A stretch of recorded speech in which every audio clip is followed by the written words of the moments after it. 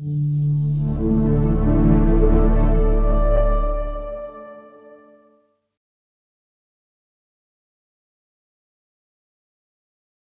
there are certain steps that I just want to cover that are very important. Very, very simple. You'll see them once, maybe twice, that's it. You'll never need to remember or think of these again. You'll always remember them. But certain very, very basic steps that I want to cover when it comes to carrier-based obturation. The first thing is you have to use the size verifier. This is a full-on nickel titanium hand file that comes with the obturators, okay? It's included in there.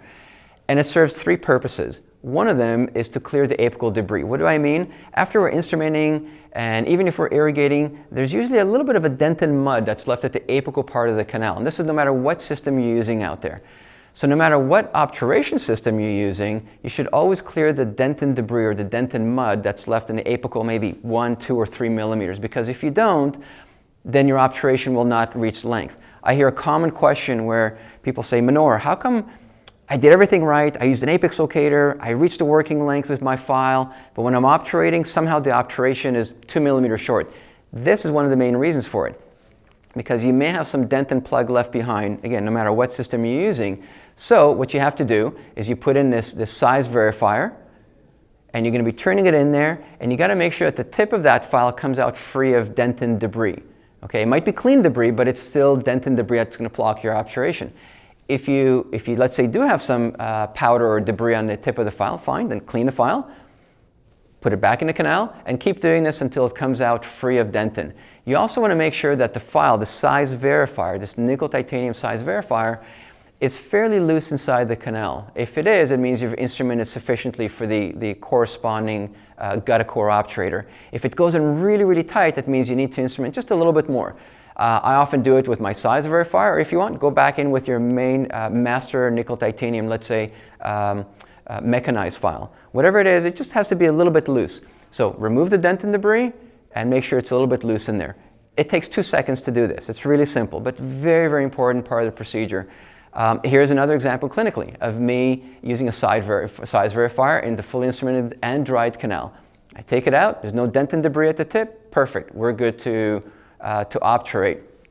The other thing that the size verifier is used for, the third thing, is it's almost like your mid-obturation confirmation. Because by the time we're done obturating with the GuttaCore, well, that's it, it's obturated. You're not going to take a mid-obturation film. So just to be sure that, okay, you are where you want to be, you put in this corresponding color size verifier, take a radiograph, make sure everything's okay. If it is, again, we're good to go here. So the next question, and I get this quite often, Manor, how much sealer should I use? Or Manor, I get this issue and that issue because I use too much or too little sealer. It's actually very, very simple. We're here obturating with gutta-percha. We're not here to obturate with sealer. Somehow year after year after year, decade after decade in endodontics, there's just one common theme. We always seem to go back to gutta-percha obturation. Not a ton of sealer and a skinny little gutta-percha to put in the canal. And so how much sealer do you put in there? Very little, less than what you think. So here you see on a paper point, I'm putting just maybe the last few millimeters of paper point, I'm putting some sealer in there.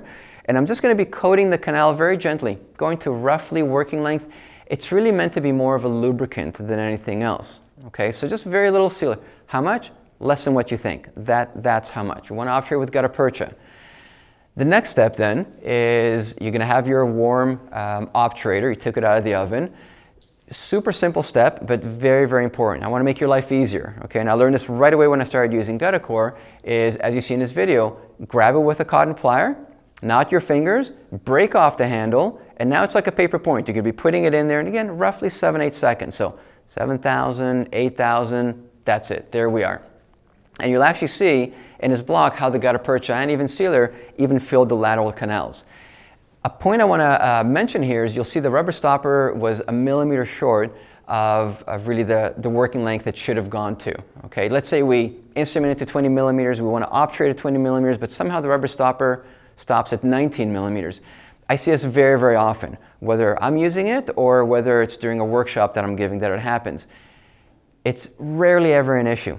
If you've instrumented the canal properly, you've cleared the dent and debris properly, it's nice and dry, then I'd say, from my experience, 9 times out of 10, and as you see in this video, if that rubber stopper is, say, a millimeter short of where it should be, you're fine.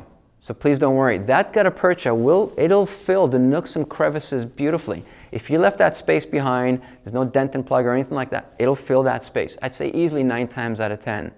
So not an issue, but look at how simple this technique was in terms of obturating this thing. It's beautifully simple. I'm going to actually show the video again, if you don't mind. So here I am, break off the handle, grab it with a cotton plier, put it in the canal, and we're counting. 2,000, 3,000, 4,000, 5,000, 6,000, 7,000, that's it. It's more you getting used to the speed I put it, the obturator in the canal that's important. That's why I'm emphasizing the counting. And that's it. You're done. Remember all those 15 steps that there were in those images that I showed you about warm down pack technique? So imagine all those for this one canal versus this within roughly 7-8 seconds. Okay, this is where we are this day and age in endodontics when it comes to obturation.